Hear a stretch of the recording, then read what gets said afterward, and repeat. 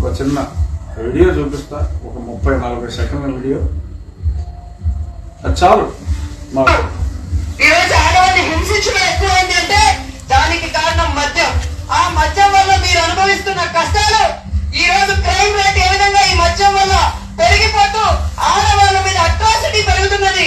Police record చెప్పే పరిస్థితి చూసి చలించి జగనన్న తన అధికారంలో రాగానే మీ అందరి సంతోషం కోసం దశల వారీగా మద్యపాన నిషేధం ఇచ్చే ఆ తర్వాత మీ దగ్గరికి వచ్చి నెక్స్ట్ ఎన్నికల్లో ఓట్లు అడగబోతున్నారన్న విషయం తెలుసుకుంటే మహిళల్ని తన చెల్లెలు ఏదైతే షర్మిల గారిని గౌరవిస్తారో అదే గౌరవం ప్రతి మహిళ పట్ల చూపిస్తారు, అదే అనురాగం ప్రతి మహిళ పట్ల చూపిస్తారు.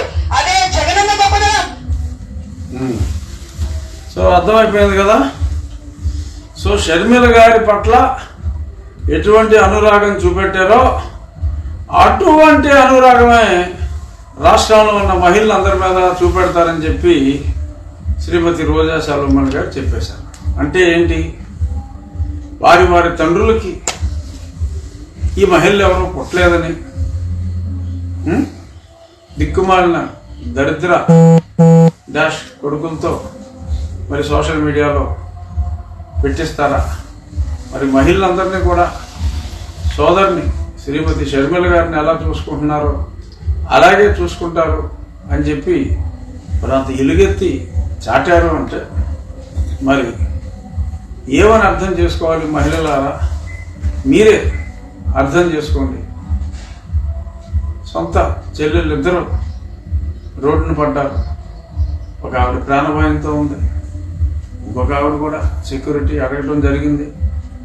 తగ్గించిన 1+1కి తగ్గించబడ్డ సెక్యూరిటీని ఏదో 2+2 చేశారు. కానీ ఎవరు మళ్ళీ వాళ్ళు స్టేట్ వాళ్ళే కదా, వాళ్ళతోనేగా ఇబ్బంది.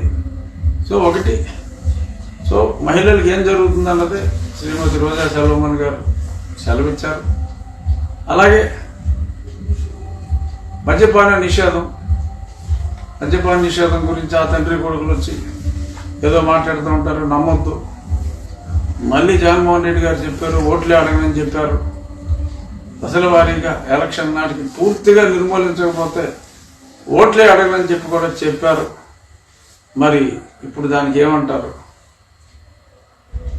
సేల్సా పెరిగిపోయి జనాలు జేబులుగా చిల్లులు పడి మరి సేల్స్ ఎక్కువ పెరగలేదని చెప్పడం కోసం సొంతంగా సెకండ్స్లో మద్యం తీసుకొచ్చి అదే సొంత మద్యపాన తయారీ కంపెనీల నుంచి భూముల దగ్గర నుంచి మనుషులు తాగితే డామ్ అయిపోయే లిక్కర్ అంతా కూడా మార్కెట్లో దొంగసరికి అమ్మేసుకుని సేల్స్ పెరగలేదని చెప్పి దొంగసరికి అమ్మేసుకుని చెప్తూ మరి ఇంత మద్యం విషయంలో ఇంత దారుణంగా అక్రమాలు చేస్తున్నారు. ఆ మద్యం మీద అప్పు రేస్ చేయడం కోసం తాలూకా ఆఫీసులు, కలెక్టర్ ఆఫీసులు ఇవన్నీ కూడా విశాఖపట్నంలో ఎలా తాకట్టు పెట్టారో కూడా మనం అంతా చూసాం. సో రోజా గారి వీడియో ప్లే చేస్తే ఆవిడ ప్రముఖ సినీ తార, రాజకీయ నాయకురాలే కాదు. సో ఆవిడ మాట్లాడిన ఆ 30 సెకండ్లు మహిళలందరికీ 1-2 సార్లు వినిపించి అది ప్రశ్నిస్తే శ్రీమతి రోజా గారు రాబోయే రోజుల్లో కూటమికి ఒక ప్రధాన ప్రచారకర్తగా మారుతారు అని మనం ఖచ్చితంగా చెప్పుకోవచ్చు. అఫ్కోర్స్ ఇలాంటి ఎన్నో ఉన్నాయి. అంటే తెలుగుదేశం, జనసేన, భాజపా కూటమి. ఎందుకంటే మీరు రాకముందు ప్లే చేశారు, రోజా గారు అందరినీ కూడా శ్రీమతి షర్మిలని ఎలా చూసుకుంటున్నారో అలాగే చూసుకుంటారని భవిష్యవాణి వినిపించారు. అంటే తరిమేస్తే పర్వాలా, అసలు వారి మహిళలు ఎవరో వారి తండ్రులకు పుట్టలేదని ఇటువంటి క్యాంపెయిన్ కూడా చాలా మంది వ్యక్తిత్వ హననం జరుగుతుంది. వ్యక్తిత్వ హననం, ఆపై ఖననం. సో ఇలాగా జరుగుతుందని సూచనప్రాయంగా భవిష్యవాణి ముందే వినిపించారు. సో అది ఇక నిన్న కొంచెం బాధ అనిపించింది. ఎందుకంటే ఇంకా రాజీనామా చేయాలి కానీ ఇంకా చేయలేదు కనుక మా ఆంధ్రప్రదేశ్ ముఖ్యమంత్రికి ఒక సుమారు గంట పైగా 1 గంట 5 నిమిషాలు మాట్లాడు ఆయన యాంటీ రూముల్లో. ఆ తర్వాత కేవలం 15 నుంచి 15 నిమిషాల స్వల్ప సమయం మాత్రమే వారికి మాట్లాడటానికి దక్కినట్టుగా. ఎందుకంటే మేమంతా లోక్సభలోనే ఉన్నాం కాబట్టి మేము కూడా అక్కడే అలా లైట్గా టచ్ ఆడుతూ కనుక్కున్నాం. నిజంగా ఉంటారు కదా మనకు అక్కడ బయట ఉండే వాళ్ళు, మార్షల్స్ అందరూ మనకు తెలిసిన వాళ్ళే కదా. కబ్బింగ్ కబ్ అవుట్ అంటే చెప్పేస్తారు కదా, ఓన్లీ 15 మినిట్స్ అవని చెప్తారు. గంటన్నర అంట హోమ్ మినిస్టర్ అక్కడికే పిలిపించారంట, ఫైనాన్స్ మినిస్టర్ అక్కడికే పిలిపించారంట. గంటన్నర ఆంటీ రూమ్ లో వెయిట్ చేసిన మాట నిజం. అదే గంట 5 నిమిషాలు. ఆ తర్వాత కాసేపు మాట్లాడుకున్న మాట కూడా నిజం. కానీ ముందు రాసుకున్నారు, కానీ వాళ్ళ సాక్షి పేపర్లో కూడా సిగ్గేసి వాళ్ళు గంటన్నర అనే రాసుకోవాలా, టైం బ్లాంక్ వదిలేశారు. ఊహించుకున్నాడు ఊహించుకున్నంత టైం రాయలే. అది సిగ్గేసి బ్లాంక్ వదిలేశారు. మరి గంటన్నర అని రాస్తే అప్పటికే మనం పుచ్చుకుని ఎక్కడ అన్నాం కూడా అంతసేపు ఏం లేదని. సో మరి చేత కాస్త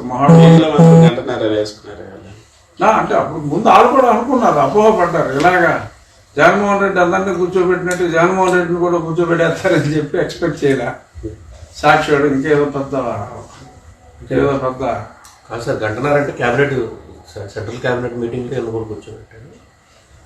సెంట్రల్ క్యాబినెట్ మీటింగ్ లో జగన్మోహన్ రెడ్డి కూడా చేర్చుకున్నారు.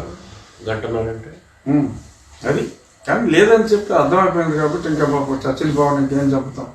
అసలే పాపం ముఖ్యతగా మాడిపోయి బయటకు వచ్చాడు. అదే సార్, అమిత్ షా ఎందుకు మాట్లాడేసాడు?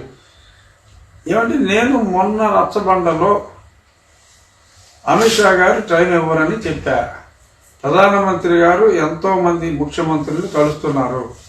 పినరయి విజయన్ని కలిశారు, ఛత్తీస్గఢ్ సీఎం గారు వచ్చాడు, బీహార్ సీఎం గారు వచ్చాడు. ఇది పార్లమెంటు సమావేశాలప్పుడు ముఖ్యమంత్రులు ఎవరు అడిగినా కూడా ఒక ధర్మదర్శనం మాదిరి అది జరుగుతూ ఉంటుంది. అమిత్ షా గారు టైం ఇస్తే అది ఇంపార్టెంట్. ఖచ్చితంగా అమిత్ షా గారు టైం ఇవ్వరు అని చెప్పడం జరిగింది. మొన్నే వీళ్ళు అడిగారు గ్రామ్ ఫోన్ రికార్డ్ లాగా అడిగిపోయేదాకా అడిగారు. ఇంకా చివరికి ఇంకా రాదని అర్థమై మళ్ళీ నిన్న రాత్రి కూడా ఉంటే పొడవు పోద్దని చెప్పి మూటమూలి సర్దుకుని అదేదో 4 మెతుకులు ఎయిర్పోర్ట్లోనే తిని వెళ్ళిపోయాడు ఆయన. మరి కొంప ఇంటికి కూడా వెళ్ళా. సో అంచేత దారుణమైన పరాభవం మూట కట్టుకున్నారు. నాకు తెలిసినంత వరకు రాజకీయంగా సార్ నేను ఇలాగా 3 రాజ్యసభ న్యాయంగా నెంబర్ ప్రకారం అయితే మాకు రావాలి. సో అంచేత మా మీద ఎవరిని అన్యాయంగా పోటీలు లాంటివి లేకుండా చూసుకోమని అడిగినట్టుగా తెలిసింది.